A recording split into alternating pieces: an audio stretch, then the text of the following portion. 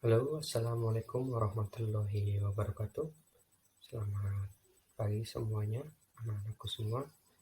Baik, pada kesempatan yang berbahagia ini, Pak Guru ingin mereview kembali mengenai metode ilmiah ya. Ini sudah pernah kalian pelajari pada kelas 10. Saat ini kita akan mengulas kembali sebagai pengingat. Oke, yang pertama, kita awali dari apa sih metode ilmiah itu ya. Tentu kalian tahu, Bapak ambil salah satu pengertiannya bahwa metode ilmiah adalah suatu cara yang sistematis untuk menyelidiki fenomena. Ya, jadi untuk mendapatkan pengetahuan baru atau memperbaiki dan menggabungkan penyelidikan dengan pengetahuan sebelumnya. Sehingga pada kesempatan kali ini, pada penelitian yang akan kalian lakukan, kalian sebenarnya hanya membuktikan kembali konsep yang sudah ditemukan oleh ilmuwan-ilmuwan kita. Sehingga kita masuk ke memperbaiki dan menggabungkan penyelidikan dengan pengetahuan sebelumnya. Oke, itu sebagai pengantar metode ilmiah. Berikutnya, untuk mengingatkan kembali bagaimana apa saja tahapan dalam metode ilmiah. Yang pertama adalah merumuskan masalah. Ya, sebenarnya ada banyak ya metode, tapi saya gabungkan tahapannya hanya menjadi 4 saja. Yang pertama tadi adalah merumuskan masalah. Nah, di dalam merumuskan masalah tentu ada berbagai macam teknik ya. Salah satu teknik utamanya adalah dengan observasi. Kemudian setelah masalah dirumuskan, masuk ke membuat hipotesis. Kalian tentu mengetahui hipotesis adalah dugaan sementara dari suatu fenomena. Jadi ada dua, karena dugaan tentu ada dua ya, yang menyetujui atau yang membantah. Jadi hipotesis itu nanti ada yang hipotesis 0 dan hipotesis 1. Berikutnya, setelah hipotesis dibuat, maka kita masuk ke tahap pengujian hipotesis. Jadi biasanya kalau kita di sains, maka pengujian ini dalam bentuk eksperimen atau uji coba ya, atau percobaan.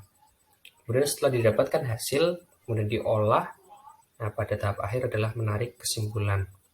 Ya, ada juga tahapan yang menyebutkan tahapan setelah menarik kesimpulan adalah melakukan publikasi. Ya, namun secara garis besar ada 4 tahapan dalam metode ilmiah seperti yang tertulis di layar. Gitu ya. Kemudian kita kenali lagi ya, sebelum kita melakukan penelitian tentu kita mengenal ada namanya variabel penelitian.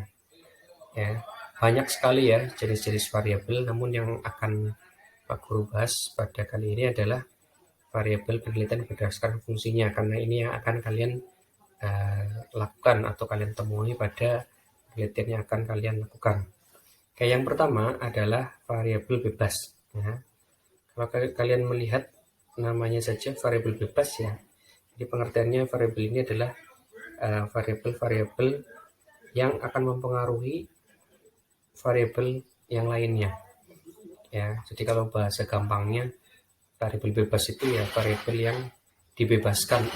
Artinya apa? Peneliti itu bebas untuk memberikan perlakuan, maka nama lain dari variabel ini biasanya dikenal juga dengan istilah variabel stimulus atau variabel prediktor seperti itu. Jadi disinilah kalian akan melakukan penelitian. Biasanya ini nampak pada judul penelitian kalian. Dan yang kedua adalah variabel terikat. Kalau kita lihat dari asal katanya, tentu variabel terikat ini variabel yang tidak bebas. Artinya variabel ini muncul akibat dari diberlakukannya variabel bebas. Ya, biasanya ini kita sering menyebutkan hasilnya ya. Hasil penelitian itu adalah variabel terikat. Ya. Kemudian yang berikutnya adalah variabel kontrol. Ya, jadi merupakan variabel yang tidak dapat dimanipulasi dan digunakan sebagai salah satu cara untuk mengontrol, meminimalkan atau menetralkan pengaruh aspek tersebut. Ya, jadi saat kita melakukan penelitian ya, agar hasilnya spesifik terhadap variabel bebas kita, ya, maka ada hal-hal lain yang sebenarnya berpengaruh, namun kita kontrol agar sedikit sekali atau bahkan bisa dikatakan tidak memberikan pengaruh sama sekali. Nah, gitu ya. Jadi ini adalah sesuatu yang biasanya kalau kita dalam penelitian dibuat sama semua untuk semua sampel atau populasi. Ya, kemudian berikutnya ada variabel pengganggu atau destructive variable. Jadi kalau variabel pengganggu itu, ya kalau kita bisa ambil pengertiannya, itu adalah ketika dalam analisis awal itu variabel-variabel yang akan kita teliti itu menunjukkan ada hubungan positif ya antara variabel bebas dan variabel terikat ya. Tetapi apabila dimasukkan variabel ketiga ya ternyata hubungan antar dua variabel tersebut menjadi tidak nampak atau hubungannya menjadi negatif ya. Maka variabel ketiga ini disebut dengan variabel pengganggu ya, atau distorter variabel atau disruptive variabel ya. Di dalam penelitian seringkali kita akan menemukan variabel-variabel yang tidak bisa kita prediksi. Maka variabel tersebut disebut juga dengan variabel pengganggu. Oke, jadi aslinya ya banyak sekali ya variabel-variabel yang lain. Ada variabel penekan, ada variabel yang lain ya, interfering dan lain-lain. Namun intinya kalian fokus pada 4 variabel ini ketika melaksanakan penelitian yang sederhana. Gitu ya. Kemudian setelah kalian melakukan penelitian, tentu kalian akan diminta untuk membuat sebuah laporan penelitian. Maka di sini Pak Guru akan mengingatkan kembali ya bagaimana sistematika laporan penelitian.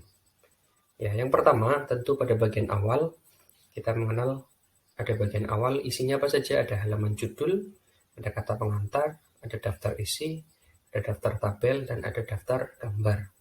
Kemudian kita masuk kepada isi utama dari laporan. Yang pertama bab 1 yaitu pendahuluan. Ya, di bab 1 ini meliputi latar belakang. Latar belakang itu adalah alasan mengapa kalian melakukan penelitian tersebut. Kemudian ada pula rumusan masalah, kemudian tujuan dari penelitian, manfaat dari penelitian, dan juga bisa kalian menambahkan hipotesis penelitian di dalam bab 1 ini. Kemudian bab 2 adalah kajian pustaka. Ya. Isinya tentu adalah dasar-dasar teori dari beberapa ahli ya terkait dengan tema yang akan kita bahas. Kemudian pada bab 3 yaitu metode penelitian. Nah, di sini adalah cara kerja kalian ya. Mulai dari lokasi dan waktu penelitiannya kapan, di mana, kemudian variabelnya tadi ya yang digunakan apa saja, kemudian populasi dan sampelnya berapa ya. Dan yang terakhir adalah teknik pengumpulan data dan instrumennya jika memang ada.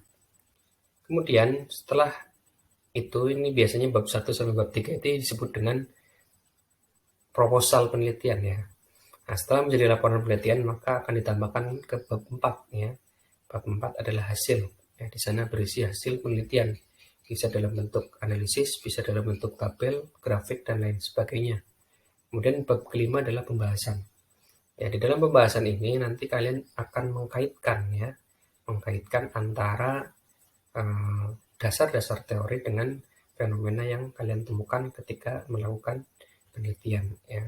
Jika memang penelitian kalian sudah sesuai dengan dasar teori, maka bisa dikatakan penelitian kalian berhasil ya.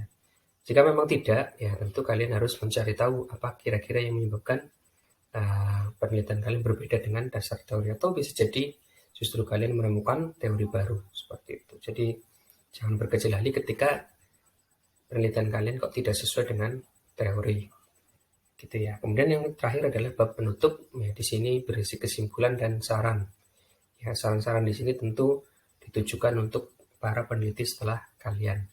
Kemudian bagian akhir biasanya ada daftar pustaka ya, yang kalian sadur apa saja, dari mana saja sumbernya, baik dari buku, dari jurnal maupun dari internet ya, websitenya apa, kalian tulis kapan melakukan akses. Kemudian ditambahkan juga lampiran-lampiran sebagai penguat seperti hasil penelitian, gambar-gambar ya. Bisa juga kalian tambahkan di sini CV ya, atau kurikulum vitae dari penulis. Ya, seperti itu ya. Jadi untuk kegiatan kita pada bab ini ya, kita akan melakukan sebuah penelitian. Pak Guru hanya sekedar mengingatkan lagi terkait tentang apa itu metode ilmiah, tahap-tahapannya, kemudian variabel-variabelnya, kemudian bagaimana sistem mereka laporan penelitian ya. Seperti saja ya mungkin dari Pak Guru sebagai pengantar.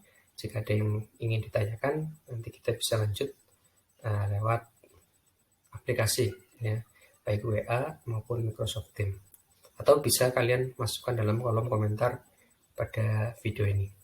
Begitu saja dari Pak Guru. Terima kasih banyak atas perhatiannya. Selamat melakukan eksperimen. Semoga hasilnya memuaskan. Terima kasih. Saya akhiri. Wassalamualaikum warahmatullahi wabarakatuh.